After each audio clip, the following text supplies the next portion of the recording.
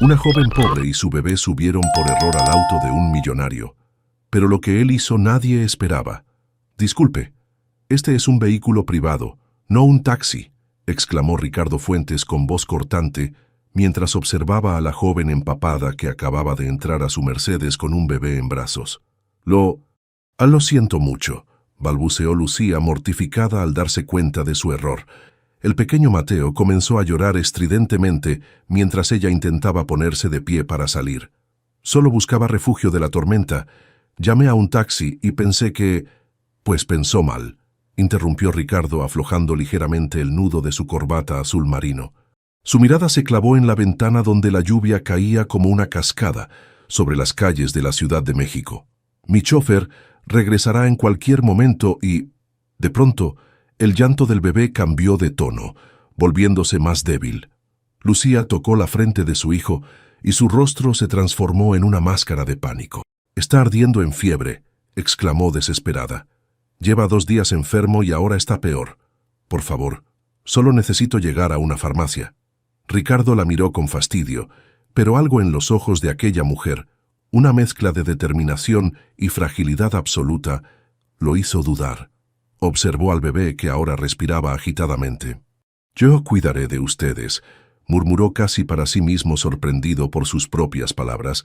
«Santos», llamó a su chofer que regresaba, «llévanos al Hospital Ángeles. Rápido». El día había comenzado como cualquier otro para Lucía Mendoza. A sus 24 años, la vida se había convertido en una constante batalla por sobrevivir. Esa mañana, al llegar al restaurante donde trabajaba como mesera, el gerente la había despedido sin más explicación que recortes de personal. Al regresar a su pequeño departamento en una vecindad de Iztapalapa, la esperaba un aviso de desalojo. 3 días para desocupar, había dicho la casera sin mirarla a los ojos. «Ya pasó 1 mes y no has pagado». Con Mateo enfermo y sin dinero, Lucía había recogido lo poco que tenía. Algunas prendas de ropa, los documentos importantes y un pequeño álbum de fotos donde guardaba la única imagen que tenía con Gabriel, el padre de su hijo, tomada meses antes de que muriera en aquel accidente. La tormenta la había sorprendido mientras buscaba un albergue temporal. La fiebre de Mateo empeoraba por momentos y en su desesperación, al ver detenerse un auto negro en la esquina, corrió hacia él pensando que era el taxi que había llamado desde un teléfono público. En el hospital, las enfermeras se movían con eficiencia mientras un médico revisaba al pequeño Mateo. Lucía esperaba nerviosa, con las manos temblorosas y la ropa aún húmeda. «¿Es usted familiar?», preguntó la recepcionista a Ricardo, que permanecía de pie con expresión incómoda. «Sí», respondió él para su propia sorpresa. Soy su tío». Lucía lo miró atónita, pero permaneció callada. Ricardo Fuentes no se parecía en nada al hombre frío y calculador que describían las revistas de negocios. Alto, de cabello perfectamente peinado y traje hecho a medida, parecía fuera de lugar en la sala de urgencias, pero había algo en su mirada que transmitía una vulnerabilidad oculta. «Necesitamos sus datos para el registro», continuó la enfermera mientras tomaba una muestra de sangre de Mateo, «y verificar el tipo de sangre para los análisis». Mientras completaban los formularios, la enfermera observó los resultados preliminares y frunció el ceño. «Qué curioso», comentó mientras revisaba la ficha. «El bebé tiene un tipo de sangre muy raro, AB negativo con factor Bombay. Es extremadamente inusual». Ricardo se tensó visiblemente. «¿Pasa algo?», preguntó la enfermera notando su reacción. «No, es solo que... mi familia tiene ese mismo tipo de sangre», respondió Ricardo con voz estrangulada. La enfermera sonrió distraídamente. «Vaya coincidencia. Y mire, también tiene esta pequeña marca de nacimiento en forma de media luna en la nuca. ¿Es un rasgo familiar también?». Ricardo no respondió. Se quedó mirando fijamente al bebé mientras un torbellino de pensamientos invadía su mente. La marca de nacimiento, idéntica a la que tenía su hermano Gabriel. El tipo de sangre, una rareza genética que solo conocía en su familia. «¿Quién es el padre del niño?», preguntó abruptamente a Lucía cuando la enfermera se alejó. Lucía, sorprendida por la pregunta, titubeó antes de responder. «Se llamaba Gabriel», Falleció antes de que naciera Mateo, en un accidente de auto hace más de un año. ¿Gabriel qué?, insistió Ricardo con el corazón latiéndole con fuerza. Fuentes, respondió ella en un susurro. Gabriel Fuentes. Lo conocí cuando trabajaba como costurera. Nunca me habló mucho de su familia, y cuando descubrí que estaba embarazada, él ya no estaba. Ricardo se dejó caer en una silla cercana con la mirada perdida. Su hermano, el rebelde de la familia, el soñador que siempre criticaba su obsesión por los negocios, había tenido un hijo que ahora luchaba contra una fiebre y cuya madre acababa de entrar por error a su auto. «Necesito aire», murmuró Ricardo levantándose bruscamente. Afuera la lluvia había amainado. Ricardo miró al cielo nocturno mientras sentía que algo cambiaba dentro de él. Sin saberlo, aquella joven pobre y su bebé habían entrado no solo a su auto, sino a su vida, y contra todo lo que hubiera imaginado, él había pronunciado unas palabras que cambiarían todo. «Yo cuidaré de ustedes». Una semana después del encuentro fortuito, Lucía caminaba nerviosa por el amplio vestíbulo de la mansión Fuentes, situada en una de las zonas más exclusivas de Lomas de Chapultepec.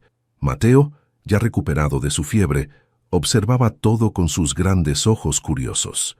«La habitación de la casa de huéspedes está lista», anunció Ricardo señalando hacia una construcción más pequeña, pero igualmente elegante, al otro lado del jardín.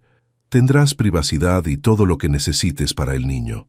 «Sigo sin entender por qué haces esto», respondió Lucía abrazando protectoramente a su hijo. «Podrías haber desaparecido después del hospital». Ricardo caminó hacia el ventanal que daba al jardín, dándole la espalda. «Mateo es el hijo de mi hermano», dijo finalmente. «Lo confirmé con una prueba de ADN mientras estaba en el hospital. La sangre que le donaron era mía». Lucía contuvo la respiración. Durante esos días en que Mateo estuvo internado, Ricardo había aparecido y desaparecido misteriosamente, cubriendo todos los gastos sin dar explicaciones. «¿Por qué no me dijiste nada sobre la prueba?» «Quería estar seguro». Ricardo se volvió para mirarla. «También investigué sobre ti. Estudiabas diseño de moda en la Universidad Iberoamericana con una beca. La abandonaste cuando quedaste embarazada. Trabajaste como costurera para la boutique de Daniela Torres y después como mesera». Lucía sintió que las mejillas le ardían de indignación. «No tenías derecho a investigarme como si fuera una criminal. Tenía que proteger los intereses de mi sobrino», respondió Ricardo con frialdad. «Gabriel era mi única familia». Un carraspeo interrumpió la conversación. Una mujer mayor de aspecto severo pero elegante apareció en el umbral. «El almuerzo está listo, señor», anunció con voz neutra. «Gracias, Carmen», respondió Ricardo. «Carmen Vidal, mi ama de llaves desde hace más de 20 años. Carmen, ella es Lucía Mendoza y el pequeño Mateo». Carmen hizo un gesto cortés pero distante con la cabeza. «Un placer», dijo sin sonreír. «Prepara un plato para la señorita y el... ¿niño?» Lucía percibió la desconfianza en la voz de Carmen. «No será necesario», intervino Ricardo. «Lucía no es una invitada. A partir de hoy trabajará como mi asistente personal». «¿Asistente?», exclamó Lucía sorprendida. «Nunca mencionaste eso. Necesitas trabajo. Yo necesito a alguien que organice mi agenda y mis documentos», explicó Ricardo con practicidad. «Tómalo o déjalo. No puedo dejar que el hijo de mi hermano viva en un albergue». Lucía bajó la mirada, dividida entre el orgullo y la necesidad. Sin trabajo, sin vivienda y con un bebé que alimentar, sus opciones eran limitadas. «Está bien», aceptó finalmente, «pero estableceremos límites claros. No soy una oportunista y puedo cuidar de mi hijo sola». «Eso lo veremos», murmuró Ricardo. Los primeros días fueron incómodos. Carmen observaba cada movimiento de Lucía con recelo, como si esperara descubrirla hurgando en los cajones o robando cubiertos de plata. Ricardo pasaba la mayor parte del tiempo en su oficina o en reuniones, regresando tarde y evitando coincidir con ella. La oficina que le habían asignado a Lucía en la mansión era amplia y luminosa. Un escritorio de caoba, un ordenador de última generación y estanterías repletas de archivos. La primera tarea que Ricardo le había encargado era organizar toda la documentación relacionada con un proyecto de viviendas sociales que llevaba años estancado. Este proyecto era importante para Gabriel, le explicó Ricardo durante una de sus breves interacciones. Creía que podíamos construir viviendas dignas sin perder dinero. Una locura idealista. Pero lo mantuviste vivo, observó Lucía mientras revisaba los planos. ¿Por qué? Ricardo se encogió de hombros incómodo. Sentimentalismo, supongo. Conforme pasaban los días, Lucía fue descubriendo al verdadero Ricardo bajo la fachada de empresario implacable. Lo encontraba a veces en el jardín al amanecer, contemplando el horizonte con expresión perdida. Una noche, lo sorprendió en la habitación de Mateo, observando al niño dormir con una mezcla de dolor y ternura en la mirada. «Se parece mucho a él», comentó Ricardo cuando notó su presencia. «Tiene sus mismos ojos». «Nunca me contaste cómo murió Gabriel», se atrevió a preguntar Lucía. Ricardo permaneció en silencio por un momento, acariciando suavemente la cabecita de Mateo. «Un accidente en la carretera a Cuernavaca», respondió finalmente. «Discutimos ese día. Le dije cosas terribles sobre su irresponsabilidad, sobre cómo desperdiciaba su vida en aventuras sin sentido». Su voz se quebró ligeramente. Esas fueron mis últimas palabras para él. El silencio que siguió fue interrumpido por el repentino despertar de Mateo, quien comenzó a llorar. «Tiene hambre», explicó Lucía tomándolo en brazos. Para su sorpresa, Ricardo la detuvo. ¿Puedo cargarlo?», preguntó con una timidez impropia de él. Lucía asintió, entregándole al niño que se calmó instantáneamente en brazos de su tío. «Parece que le agradas», comentó Lucía, conmovida por la escena. Carmen, que pasaba por el pasillo, observó la escena con expresión indescifrable. A medida que transcurrían las semanas, Lucía no solo demostró ser una asistente eficiente, sino también una valiosa consejera. Revisando el proyecto de viviendas sociales, encontró formas de reducir costos sin sacrificar calidad, incorporando diseños modulares y materiales sustentables. «Que esto podría funcionar», admitió Ricardo una noche mientras revisaban juntos las modificaciones. «Tienes buen ojo para los detalles». «Estudié diseño, ¿recuerdas?», respondió Lucía con una sonrisa. «Los principios son los mismos: funcionalidad y estética en equilibrio». Durante esas sesiones nocturnas de trabajo, con Mateo dormido en un Moisés cercano, las barreras entre ellos comenzaron a caer lentamente. Ricardo aprendió que Lucía tenía un sentido del humor agudo y una determinación inquebrantable. Ella descubrió que detrás del hombre de negocios había un músico frustrado que tocaba el piano, cuando creía que nadie lo escuchaba. Un día, Ricardo encontró a Lucía cosiendo en su tiempo libre. Había transformado unas viejas camisas suyas en preciosos conjuntos para Mateo. «Tienes talento», observó genuinamente impresionado. «¿Por qué lo abandonaste?». «La vida», respondió ella simplemente. «Cuando estás luchando por sobrevivir, los sueños se vuelven lujos». Esa noche, mientras Carmen servía la cena, sucedió algo inesperado. Mateo, que acababa de dar sus primeros pasos tambaleantes, se soltó de las manos de Lucía y caminó directamente hacia Ricardo, levantando sus bracitos en una petición clara de ser alzado. «Parece que ya no soy una extraña en esta casa», comentó Carmen con una sonrisa tímida, la primera que Lucía le había visto. «El niño ha conquistado incluso al señor».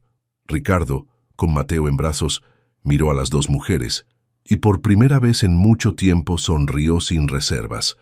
«La vida tiene formas extrañas de recordarnos lo que es importante», dijo en voz baja. «Gabriel siempre lo supo. Yo apenas estoy aprendiendo». El otoño pintaba de tonos cobrizos los jardines de la mansión Fuentes. Habían pasado casi 3 meses desde que Lucía y Mateo llegaron a vivir allí, y todo había cambiado sutilmente. Las mañanas comenzaban con los balbuceos alegres de Mateo, quien ahora caminaba con mayor seguridad y perseguía a los pájaros por el jardín. Ricardo, antes conocido por madrugar para ir directamente a la oficina, ahora desayunaba regularmente en la terraza. No era coincidencia que ese cambio de hábito coincidiera con el horario en que Lucía y Mateo solían tomar su desayuno. «Te veo pensativo», comentó Lucía mientras servía café en la taza de Ricardo. ¿Problemas con el proyecto? Ricardo levantó la mirada de los documentos que revisaba. Javier Soto está presionando para modificar el proyecto social por un complejo residencial de lujo, respondió con el ceño fruncido. Dice que obtendremos el triple de ganancias y perderán el triple de humanidad, replicó Lucía con firmeza. Ese terreno en Iztapalapa podría beneficiar a familias que realmente necesitan viviendas dignas. Ricardo la observó con una mezcla de sorpresa y admiración. En el mundo corporativo donde se movía, pocos se atrevían a contradecirlo tan directamente. Gabriel habría dicho exactamente lo mismo, murmuró con una sonrisa melancólica.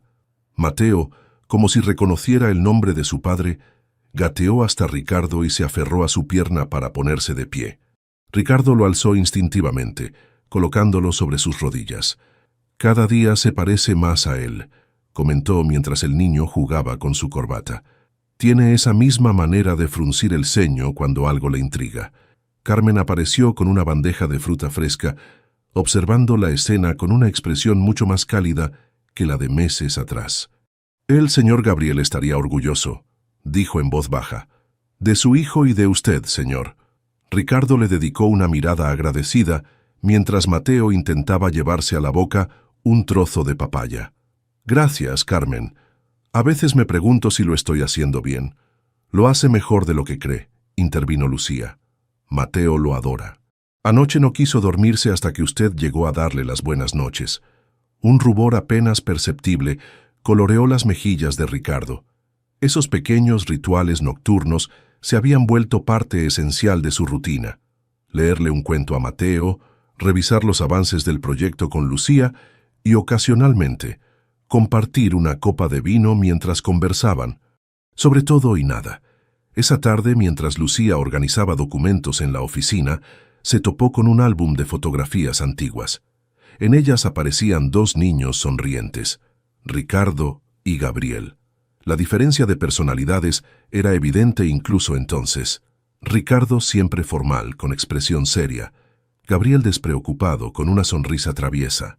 «Éramos muy diferentes», dijo Ricardo desde la puerta, sobresaltándola. Él vivía el momento, yo siempre planeando el futuro. «Lo siento, no quería entrometerme», se disculpó Lucía, cerrando el álbum. «No importa». Ricardo se acercó y tomó el álbum, abriéndolo nuevamente. «Es bueno recordar. Después del accidente de nuestros padres, tuve que crecer demasiado rápido. A los 18 ya manejaba empresas mientras Gabriel, él decidió vivir intensamente». Lucía observó una fotografía donde Gabriel abrazaba a Ricardo, ambos adolescentes. «¿Cómo eran tus padres?», preguntó con cautela. Ricardo pasó las páginas hasta llegar a una imagen de una pareja elegante. «Mi madre era cálida, siempre cantando. Mi padre, estricto pero justo», respondió con nostalgia. «El accidente del avión lo cambió todo. Me convertí en el responsable, el serio, el que tenía que mantener el imperio Fuentes a flote. Y Gabriel se convirtió en tu opuesto», completó Lucía. «Exacto. Discutíamos constantemente. Yo le reclamaba su irresponsabilidad. Él me acusaba de haber olvidado cómo disfrutar la vida». Ricardo cerró el álbum con suavidad. «Ambos teníamos razón, supongo». Un silencio cómodo se instaló entre ellos. Lucía percibió que algo había cambiado en Ricardo desde aquella noche lluviosa. El hielo que parecía rodear su corazón se derretía lentamente. «¿Puedo preguntarte algo personal?», dijo Ricardo repentinamente. «¿Por qué nunca contactaste a Gabriel cuando supiste del embarazo?». Lucía se tensó visiblemente. «Lo intenté», respondió finalmente. «Pero él había viajado a Sudamérica. Dejó un número que nunca contestó. Cuando regresé a buscarlo a su apartamento, me enteré del accidente. Sus ojos se humedecieron. Pensé en contactar a su familia, pero no sabía nada de ustedes. Gabriel siempre fue muy reservado sobre su vida personal. Me habría gustado saberlo antes», murmuró Ricardo. «Mateo no habría pasado necesidades. No quería que pensaran que buscaba dinero», explicó Lucía con dignidad. «Prefería luchar sola que ser vista como una oportunista». Ricardo asintió, comprendiendo. Era precisamente esa integridad lo que más admiraba de ella. Los días transcurrieron con una nueva calidez en la mansión. Carmen preparaba ahora los platillos favoritos de Lucía y había tejido un suéter para Mateo. Ricardo llegaba más temprano del trabajo y ocasionalmente trabajaba desde casa para estar presente cuando Mateo aprendía algo nuevo. Una noche, mientras cenaban, Mateo sorprendió a todos. «¡Tío!», exclamó claramente señalando a Ricardo. El silencio que siguió fue absoluto. Ricardo dejó caer el tenedor, visiblemente conmovido.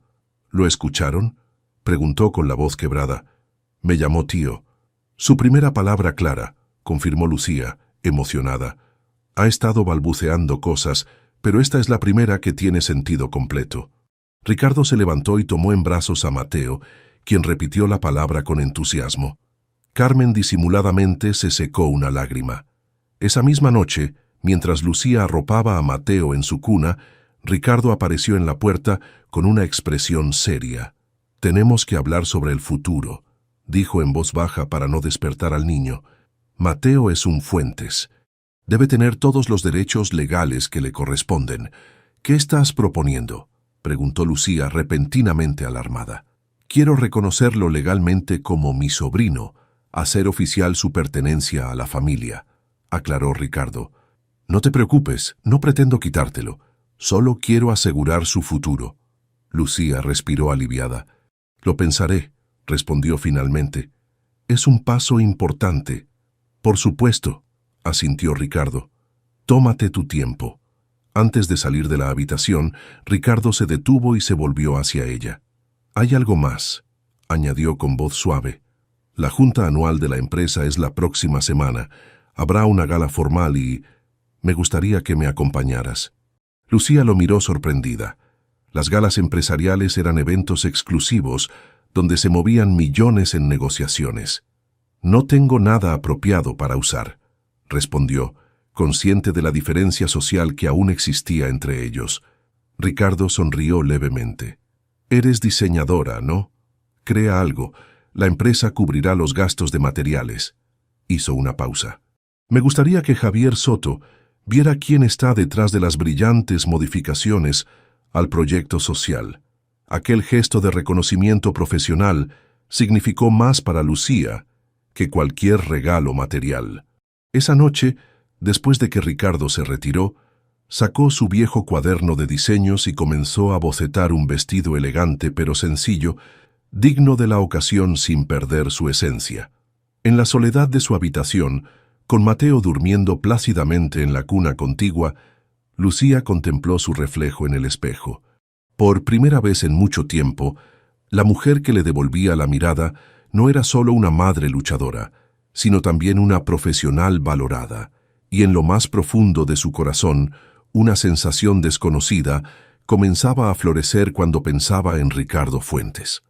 Los candelabros de cristal iluminaban el salón principal del Hotel Sun. Regis, mientras la élite empresarial de México conversaba entre copas de champán y música de violines. Lucía permanecía junto a Ricardo, sintiéndose como una intrusa en aquel mundo de opulencia. El vestido azul medianoche que había diseñado y confeccionado durante noches de desvelo caía con elegancia sobre sus curvas, logrando un equilibrio perfecto entre sofisticación y sencillez. «Estás preciosa», susurró Ricardo inclinándose ligeramente hacia ella. Todos se preguntan quién es la misteriosa mujer que acompaña al solitario Ricardo Fuentes. Lucía sonrió nerviosamente. Había dejado a Mateo al cuidado de Carmen, quien se había ofrecido voluntariamente, asegurando que el pequeño príncipe estará perfectamente atendido. «Tu mundo es muy diferente al mío», respondió Lucía, observando a su alrededor. «Me siento como Cenicienta después de la medianoche». «Tonterías», replicó Ricardo. «Perteneces a cualquier lugar donde decidas estar». Un hombre de mediana edad, con traje impecable y sonrisa calculadora, se acercó a ellos interrumpiendo la conversación. «Ricardo, por fin te dignas a presentarte en sociedad nuevamente», saludó con falsa cordialidad, y acompañado nada menos, Javier Soto, lo presentó Ricardo con formalidad. «Mi socio en varios proyectos. Javier, ella es Lucía Mendoza, la persona detrás de las modificaciones al proyecto habitacional de Iztapalapa». Javier estudió a Lucía con una mirada que mezclaba curiosidad y desdén. ¿Arquitecta?, preguntó directamente. Diseñadora, corrigió Lucía con firmeza. Me especializo en optimizar espacios y funcionalidad sin sacrificar la estética. Fascinante, respondió Javier sin ocultar su escepticismo. Ricardo, necesitamos hablar sobre ese proyecto. Los inversionistas están presionando para la versión de lujo. La junta directiva votará la próxima semana. Y mi voto sigue siendo para el proyecto social, afirmó Ricardo. Las proyecciones financieras que preparó Lucía demuestran que podemos obtener beneficios respetables mientras ayudamos a familias que realmente lo necesitan. Javier esbozó una sonrisa tensa. Siempre tan idealista como tu hermano, comentó con cierta malicia. Te dejo para que sigas socializando. Un placer, señorita Mendoza. Cuando Javier se alejó, Lucía soltó el aire que había estado conteniendo. No le agrado, murmuró. A Javier solo le agradan quienes pueden multiplicar su dinero, respondió Ricardo, tomando 2 copas de champán de una bandeja que pasaba. No le des importancia. La velada transcurría con relativa tranquilidad. Ricardo la presentó a varios empresarios que se mostraron genuinamente interesados en sus ideas para el proyecto. Lucía comenzaba a sentirse más cómoda cuando una voz femenina cortó el aire como un cuchillo. «¡Qué sorpresa encontrarte aquí!», exclamó una mujer elegante de cabello rubio perfectamente peinado. La pequeña costurera ascendiendo en la escala social. Lucía se quedó paralizada. Frente a ella estaba Daniela Torres, la dueña de la boutique donde había trabajado años atrás, la mujer que la había acusado injustamente de robo. «Daniela», saludó con frialdad, «no esperaba verte». Ricardo observó la tensión inmediata entre ambas mujeres. «¿Se conocen?», preguntó con curiosidad. Daniela sonrió con malicia mientras acomodaba su carísimo vestido de diseñador. «Oh, Lucía trabajó para mí hace tiempo, hasta que tuve que despedirla por circunstancias desafortunadas». Su mirada se desvió hacia Ricardo. «Pero veo que ha encontrado nuevos patrocinadores. Primero Gabriel, ahora tú. Mantiene la tradición familiar, ¿no?». El rostro de Ricardo se endureció. «Creo que estás confundida, Daniela», respondió con voz controlada. «¿Confundida?». Daniela soltó una risa artificial que atrajo la atención de los invitados cercanos. «Por favor, todo México sabe que tu hermanito tenía debilidad por las chicas bonitas de clase baja, y ahora ella aparece con un bebé que casualmente se parece a los Fuentes. No te permito», comenzó Lucía, pero Daniela la interrumpió elevando la voz. «¿Sabes que la despedí por robar diseños de mi colección?», exclamó con dramatismo. «Y ahora está aquí, haciéndose pasar por diseñadora. Pregúntale, Ricardo, pregúntale cómo conoció realmente a Gabriel».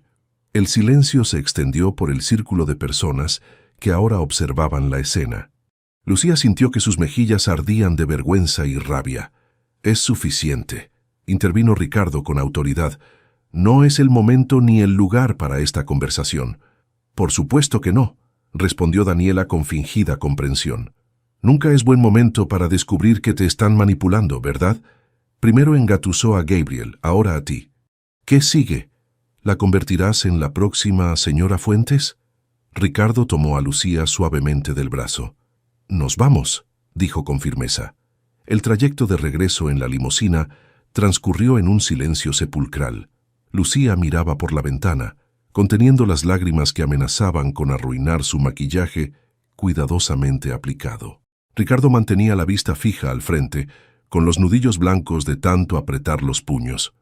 Al llegar a la mansión, Carmen los recibió con expresión preocupada. «El niño está dormido», informó rápidamente. «Todo en orden». «Gracias, Carmen», respondió Ricardo automáticamente. «Puedes retirarte». Cuando el ama de llaves desapareció por el pasillo, Ricardo condujo a Lucía hasta su despacho y cerró la puerta. «Quiero la verdad», dijo con voz controlada. «¿Cómo conociste realmente a Gabriel? ¿Qué pasó con Daniela Torres?». Lucía respiró profundamente antes de hablar. «Trabajaba como costurera en su boutique», comenzó. «Un día encontré documentos que probaban que Daniela estaba robando diseños de jóvenes talentos y presentándolos como propios. Cuando la confronté, me acusó de robo para despedirme». Ricardo la observaba imperturbable. «¿Y Gabriel?», insistió.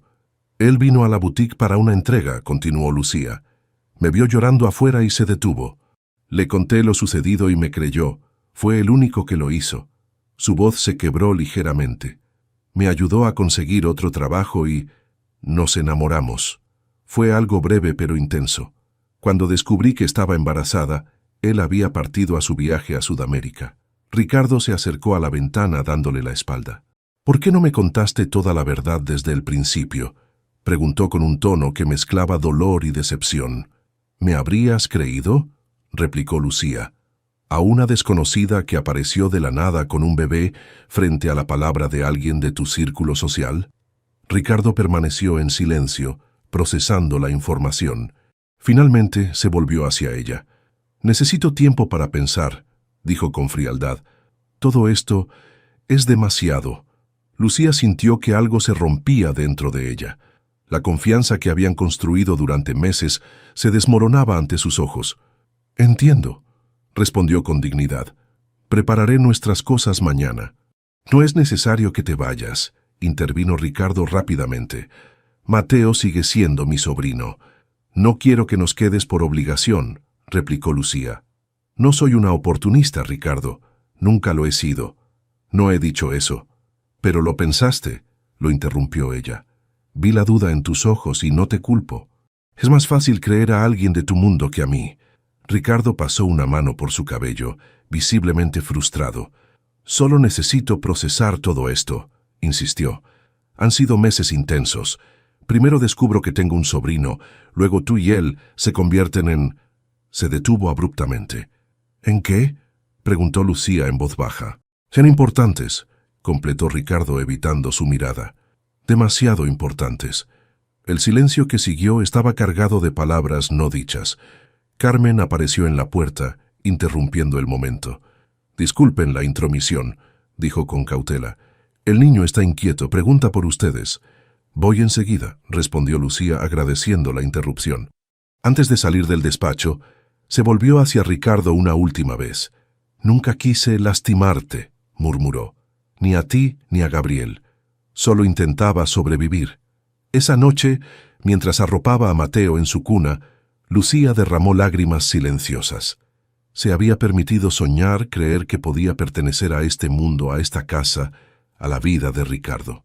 Ahora, mientras doblaba cuidadosamente la ropa de su hijo en la maleta, comprendió con dolorosa claridad que se había enamorado del hombre equivocado. De nuevo, en su habitación, Ricardo contemplaba la ciudad iluminada desde su ventana, con un vaso de whisky en la mano.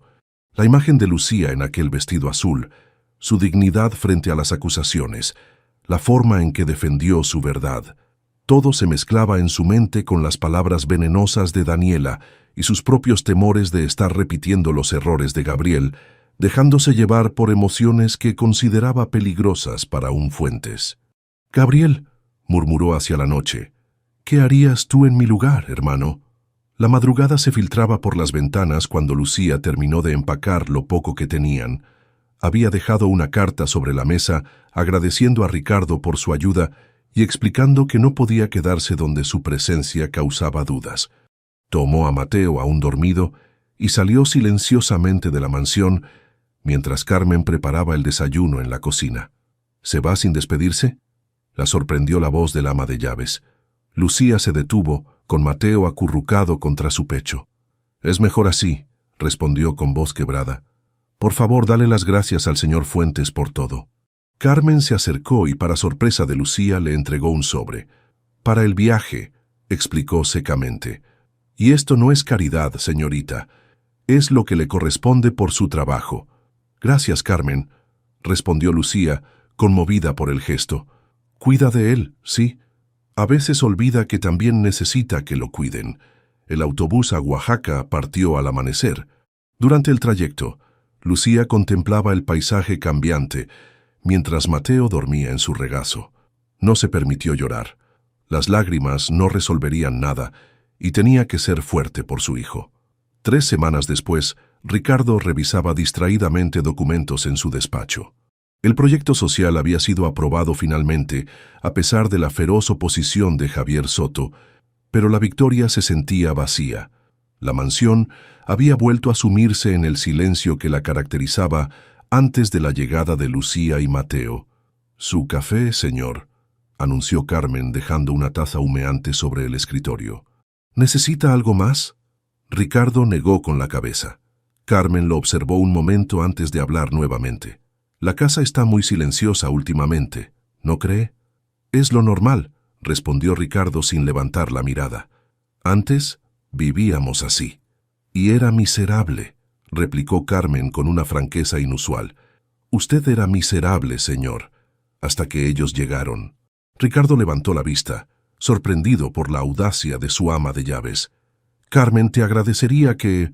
«Su hermano Gabriel dejó algo para usted», lo interrumpió colocando una caja pequeña sobre el escritorio. «La encontré limpiando su antiguo apartamento. Pensé que era el momento adecuado para entregarla». Ricardo abrió la caja con manos temblorosas. Dentro había un reloj que había pertenecido a su padre y un sobre.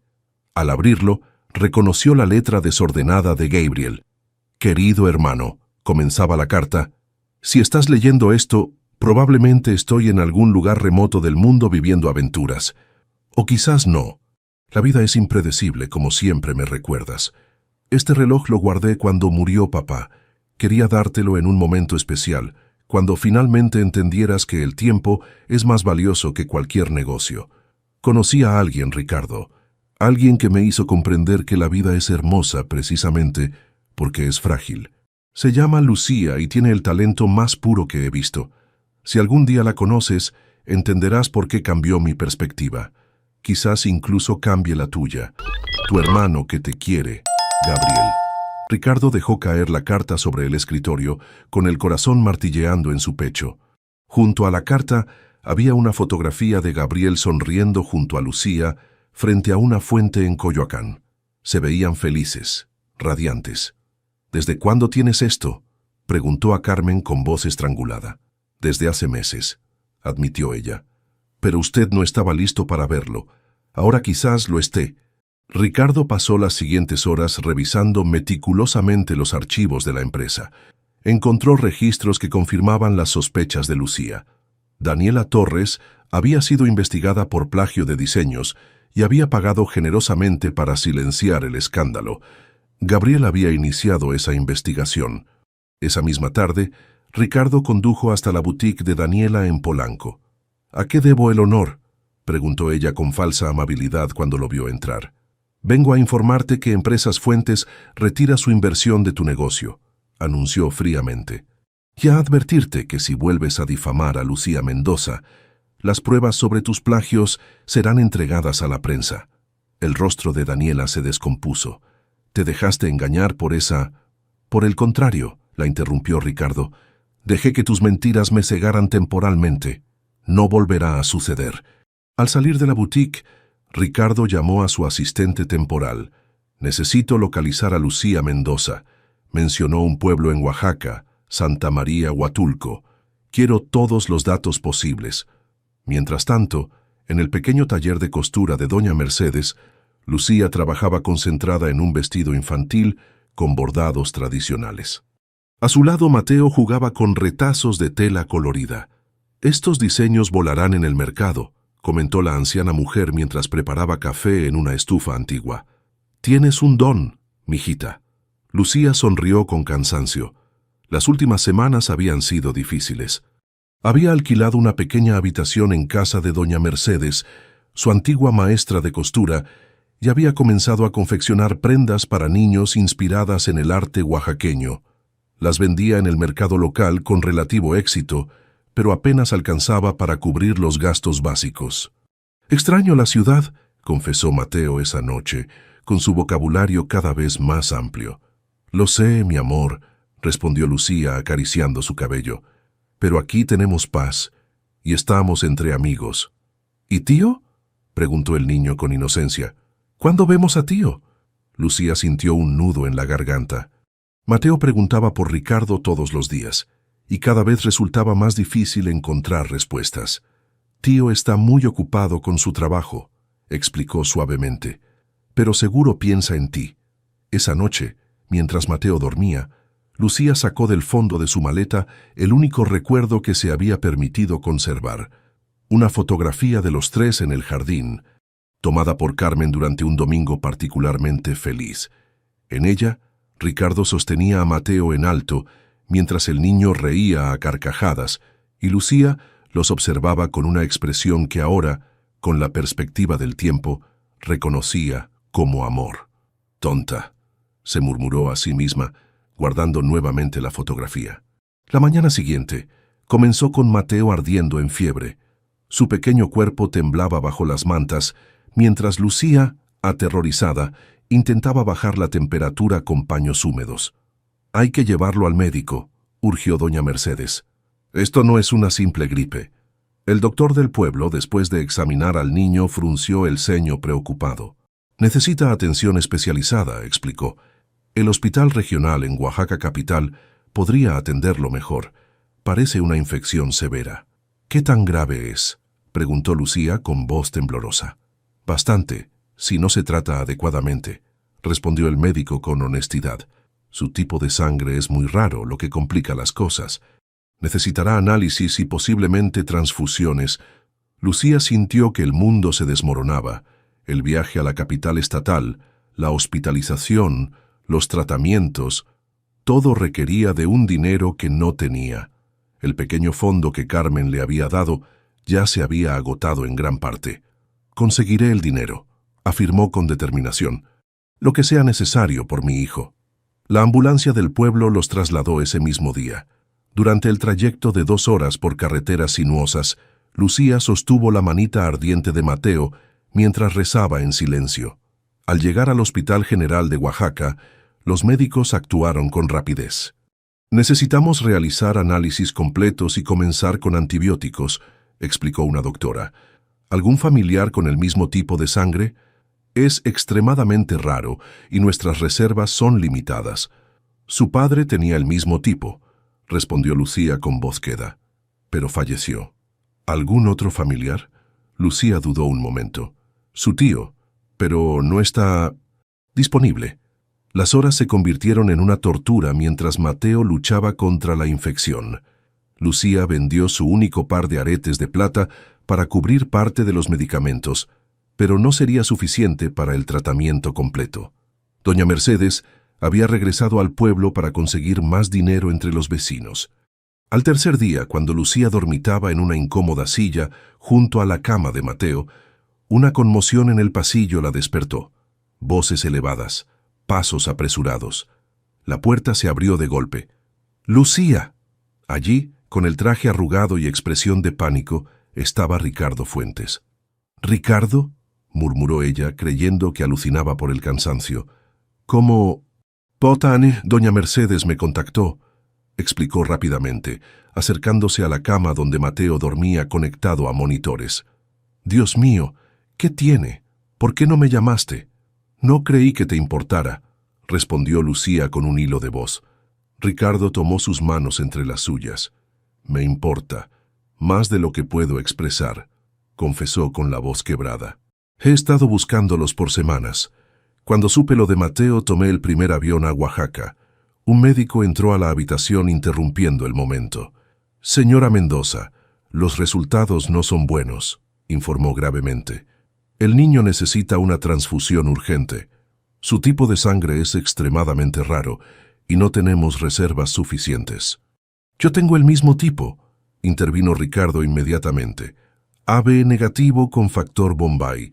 Puede tomar toda la sangre que necesite». El médico lo miró con sorpresa. «¿Es usted familiar directo?». «Soy su tío», afirmó Ricardo con firmeza, «el hermano de su padre». Mientras preparaban a Ricardo para la donación, Lucía lo observaba en silencio. «No tenías que venir», dijo finalmente. «Sí, tenía que hacerlo», respondió él mientras una enfermera preparaba su brazo. «Encontré la carta de Gabriel y las pruebas sobre Daniela. Fui un idiota, Lucía. Permití que mis miedos y los prejuicios nublaran mi juicio. La transfusión fue un éxito».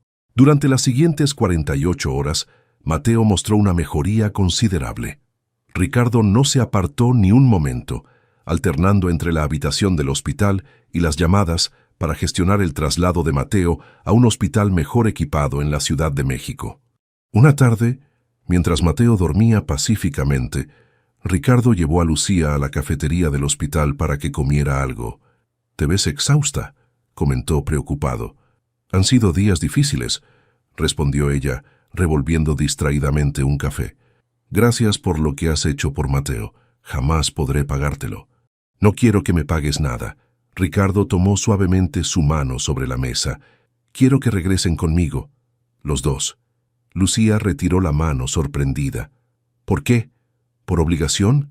¿Por Mateo?» «Por mí», respondió Ricardo con sencillez. «Porque estos meses sin ustedes han sido los más vacíos de mi vida.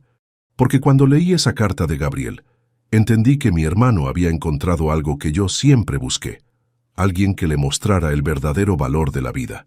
Lucía lo miró a los ojos, buscando cualquier rastro de duda o condescendencia.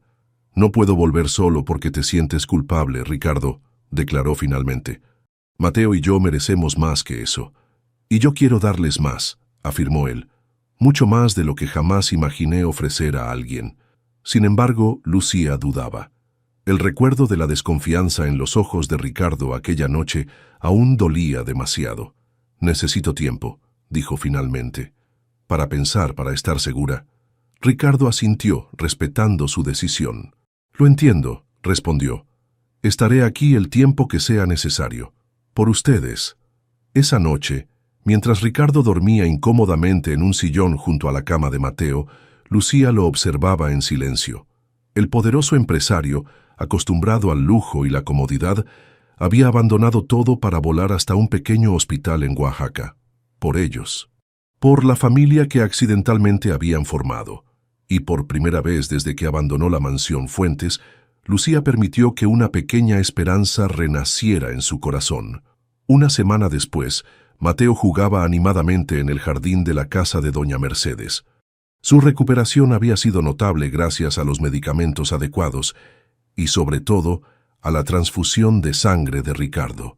Lucía lo observaba desde el pequeño porche, aliviada de ver a su hijo recuperado, pero con el corazón dividido entre la gratitud y la incertidumbre.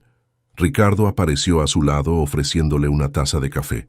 «Los médicos dicen que está completamente fuera de peligro», comentó mientras se sentaba en una desvencijada silla junto a ella. «Es un niño fuerte». «Como su padre», respondió Lucía con una sonrisa melancólica. Gabriel siempre se recuperaba de todo con asombrosa rapidez. Un silencio cómodo se instaló entre ellos mientras contemplaban a Mateo perseguir mariposas entre las flores silvestres. Ricardo había alquilado una pequeña casa en el pueblo para estar cerca durante la convalecencia del niño, respetando el espacio de Lucía, pero sin dejar de mostrar su apoyo constante. «¿Hasta cuándo te quedarás?», preguntó Lucía finalmente. «Hasta que me digas que me vaya», respondió él sin apartar la mirada de Mateo. «O hasta que decidas volver conmigo a Ciudad de México». Lucía suspiró profundamente. «Ricardo, agradezco todo lo que has hecho por nosotros, pero...» «No quiero tu agradecimiento», la interrumpió con voz suave pero decidida. «Quiero una oportunidad para demostrarte que he cambiado, que entiendo lo que es importante ahora». «¿Y qué es importante?», preguntó ella, girándose para mirarlo directamente.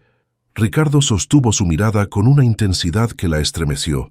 «La familia», respondió con sinceridad. «No la que te imponen, sino la que eliges, la que construyes día a día con amor y respeto». El grito alegre de Mateo interrumpió la conversación. El niño corría hacia ellos con una flor silvestre en la mano. «Para ti, tío», exclamó ofreciéndole la pequeña flor amarilla a Ricardo. Ricardo la tomó con la misma reverencia que si fuera una joya invaluable. «Es preciosa, campeón». «Gracias», respondió, revolviendo cariñosamente el cabello del niño. «¿Vamos a casa?», preguntó Mateo inocentemente. «Extraño a Carmen y mi cuarto». Ricardo y Lucía intercambiaron miradas sin saber qué responder. «Mateo, cariño», comenzó Lucía con cautela. «No sé si volveremos a esa casa». El rostro del niño reflejó confusión. «¿Por qué? ¿Ya no nos quieren allá?». «Al contrario», intervino Ricardo, arrodillándose para quedar a la altura del pequeño. «Los extrañamos cada día. Carmen pregunta por ti constantemente». Entonces, insistió Mateo con la lógica simple de un niño. Lucía acarició suavemente la mejilla de su hijo. Es complicado, mi amor, explicó. A veces los adultos necesitamos tiempo para entender lo tontos que hemos sido, completó Ricardo, mirando significativamente a Lucía. Especialmente yo. Esa noche, después de acostar a Mateo, Lucía se encontró con Ricardo en el pequeño patio trasero. Las estrellas brillaban intensamente en el cielo oaxaqueño, tan diferentes de las luces opacadas de la ciudad. La primera vez que vi tus diseños para el proyecto social, supe que tenías un talento especial, comentó Ricardo, mientras le ofrecía un rebozo para protegerse del fresco nocturno. La forma en que equilibrabas funcionalidad y belleza era exactamente lo que el proyecto necesitaba. Lucía sonrió, agradecida por el reconocimiento profesional. Siempre soñé con diseñar espacios y prendas que fueran accesibles pero hermosos, confesó. Cuando dejé la universidad, pensé que ese sueño había muerto. Nunca es tarde para recuperar los sueños, respondió Ricardo. De hecho, quiero proponerte algo. Le contó entonces que había transformado el proyecto de viviendas sociales, ampliándolo para incluir un centro comunitario con talleres de capacitación, entre ellos uno de diseño y confección. Quiero que seas la directora creativa, propuso, con libertad total para implementar tus ideas. Sin presiones ni condiciones. Lucía lo miró con sorpresa. ¿Y qué pasó con Javier Soto y su propuesta de lujo? Javier ya no es parte del proyecto, respondió Ricardo con una sonrisa de satisfacción. Descubrimos algunas irregularidades en sus finanzas. Prefirió retirarse discretamente cuando le presenté las pruebas. Lucía procesó la información en silencio. La propuesta era tentadora, pero temía que fuera solo una forma de acercarla nuevamente a su vida por Mateo. ¿Y si digo que no?, preguntó finalmente. ¿Qué pasaría con Mateo y su relación contigo? Ricardo se tensó visiblemente. Mateo es mi sobrino, independientemente de tu decisión, respondió con firmeza. Jamás condicionaría mi relación con él a lo que exista o no entre nosotros. ¿Y qué existe entre nosotros, Ricardo?, preguntó Lucía directamente. Ricardo guardó silencio por un momento, ordenando sus pensamientos. Algo que nunca esperé, respondió finalmente. Algo que me aterra y me fascina a partes iguales. Algo que ya no puedo ni quiero negar. Dilo, insistió ella. Te amo, Lucía, declaró con voz clara. Te amo a ti, no solo como la madre de mi sobrino o como la mujer que amó mi hermano. Te amo por quien eres, fuerte, talentosa, íntegra. Las palabras quedaron suspendidas en el aire nocturno. Lucía sintió que las lágrimas pugnaban por salir. Tengo miedo, confesó en un susurro. Miedo de creer, de confiar y que todo se derrumbe nuevamente. Ricardo tomó suavemente sus manos entre las suyas. Yo también tengo miedo, admitió. Toda mi vida construí muros para protegerme del dolor. Y entonces ustedes aparecieron. Entraron por error a mi auto y derribaron cada una de mis defensas. Lucía sonrió entre lágrimas al recordar aquel día lluvioso. Fue el error más afortunado de mi vida, murmuró. No fue un error, respondió Ricardo. Fue el destino, y estoy dispuesto a demostrártelo todos los días si me das la oportunidad. Lucía quería creerle. Una parte de ella ya lo hacía, pero la herida de su partida anterior seguía fresca. Necesito pensarlo, dijo finalmente. Por Mateo, por mí. No puedo tomar decisiones precipitadas. Ricardo asintió, respetando su espacio. Te esperaré el tiempo que sea necesario, prometió. Mientras tanto, debo regresar a México para la inauguración del centro comunitario. Me gustaría que vinieran, incluso si aún no has tomado una decisión. La mañana de la partida de Ricardo, Mateo lloró desconsoladamente. ¿Por qué tío se va sin nosotros?, preguntaba entre sollozos. ¿Ya no nos quiere? Al contrario, mi amor, lo consoló Lucía. Nos quiere tanto que respeta nuestro tiempo, y pronto iremos a verlo, ¿recuerdas?, para la inauguración de su nuevo proyecto. Ricardo se arrodilló frente al niño. Te prometo que esto no es un adiós, le aseguró secando sus lágrimas. Es solo un hasta pronto, y cuando nos veamos tendré una sorpresa especial para ti. Durante las siguientes 2 semanas, Lucía reflexionó profundamente mientras trabajaba en sus diseños. Doña Mercedes observaba con sabiduría el conflicto interno de su protegida. «El corazón sabe lo que quiere, mijita», comentó una tarde mientras bordaban juntas. «El miedo solo te impide escucharlo claramente». El día de la inauguración llegó más rápido de lo esperado. Lucía y Mateo volaron a Ciudad de México, instalándose en un hotel cercano al nuevo centro comunitario en Iztapalapa. Ricardo había enviado boletos, pero respetando su decisión de mantener distancia, no insistió en que se quedaran en la mansión. El centro era impresionante, un conjunto de edificios modernos pero acogedores, con áreas verdes y espacios comunes diseñados para fomentar la interacción comunitaria. Al llegar, Lucía notó con sorpresa que la placa inaugural llevaba el nombre Fundación Gabriel Fuentes.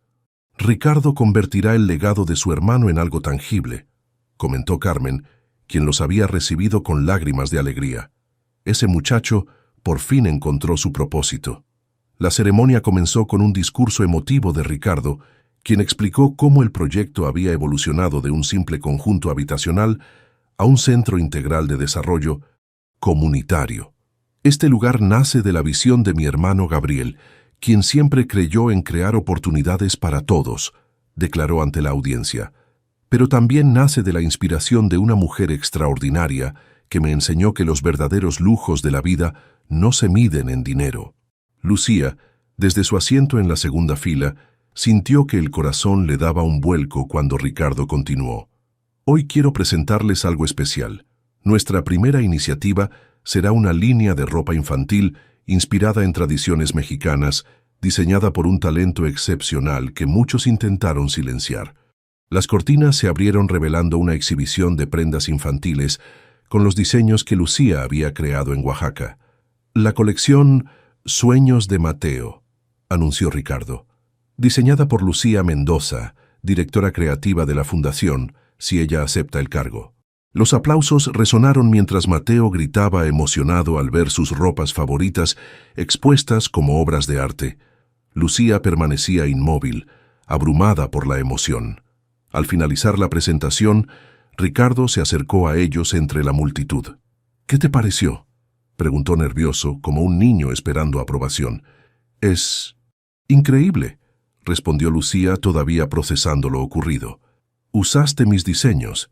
«Con tu nombre», enfatizó él, «como debió ser siempre. Cada prenda lleva tu firma, no la de la fundación o la mía». Mateo, ajeno a la tensión entre los adultos, saltaba emocionado. «Mis dibujos están por todas partes», exclamaba, señalando los patrones inspirados en sus garabatos infantiles que Lucía había incorporado sutilmente en los diseños. Cuando la multitud comenzó a dispersarse, Ricardo los invitó a un rincón más tranquilo del jardín. «La oferta sigue en pie», dijo suavemente. «La fundación, el taller, todo. Pero hay algo más importante que quiero ofrecerte». Sacó una pequeña caja de su bolsillo, pero no era un anillo como Lucía temió por un instante. Era una llave. «¿Qué es esto?», preguntó confundida. «Una llave para una nueva vida», respondió Ricardo. «Para una casa que podemos construir juntos a nuestro ritmo. No te estoy pidiendo matrimonio, Lucía. No todavía. Te estoy pidiendo una oportunidad para sanar juntos, para crecer juntos». Lucía miró la llave, luego a Mateo, que jugaba cerca, y finalmente a Ricardo. En sus ojos vio algo que nunca había notado antes: vulnerabilidad pura, sin defensas ni pretensiones. «Entraste por error a mi auto», continuó él tomando suavemente sus manos. «Pero era exactamente donde debías estar, donde los tres debíamos estar». Lucía sintió que todas sus dudas se disipaban como neblina ante el sol. No era una decisión precipitada, era el resultado natural de un camino que habían recorrido juntos, con tropiezos y caídas, pero también con momentos de profunda conexión. «Sí», respondió simplemente. «A todo. A la fundación, a la oportunidad, a nosotros». Ricardo exhaló profundamente, como si hubiera estado conteniendo la respiración por semanas. «Tenía tanto miedo de que dijeras que no», confesó con una sonrisa temblorosa. Lucía acarició suavemente su mejilla. «Yo también tenía miedo», admitió. Pero alguien muy sabio me dijo recientemente que el miedo solo te impide escuchar lo que tu corazón ya sabe. Ricardo la atrajo hacia sí, y por primera vez sus labios se encontraron en un beso suave pero intenso, sellando una promesa silenciosa. «Tío está besando a mamá», exclamó Mateo con una carcajada corriendo hacia ellos. Ricardo lo alzó en brazos, incluyéndolo en el abrazo. «¿Te parece bien, campeón?», preguntó con ternura. Mateo asintió vigorosamente. «¿Ahora somos una familia de verdad?», preguntó con inocencia. Lucía y Ricardo intercambiaron una mirada cómplice. «Siempre lo fuimos», respondió Lucía, «solo que tardamos un poco en darnos cuenta». Esa noche, mientras Mateo dormía exhausto después de las emociones del día, Ricardo y Lucía conversaban en la terraza del hotel, planeando el futuro que ahora se extendía luminoso ante ellos. «¿Sabes lo que más me gusta de tus diseños?», preguntó Ricardo, entrelazando sus dedos con los de ella. «Que nunca son perfectos en el sentido convencional. Siempre tienen algo único, algo inesperado que los hace especiales. Como nosotros», respondió Lucía con una sonrisa. «Una familia formada por error, que resultó ser exactamente lo que necesitábamos». Ricardo alzó su copa en un brindis silencioso. «Por los errores afortunados», dijo suavemente. «Y por una joven pobre y su bebé que subieron al auto equivocado. Y por un millonario», añadió Lucía completando el brindis, «que hizo lo que nadie esperaba». Un año había transcurrido desde aquella inauguración que cambió el rumbo de sus vidas. El jardín de la Fundación Gabriel Fuentes resplandecía bajo el sol primaveral, decorado con flores blancas y cintas de colores que ondeaban suavemente con la brisa. Sillas dispuestas en semicírculo rodeaban un pequeño altar improvisado bajo un arco de bugambilias.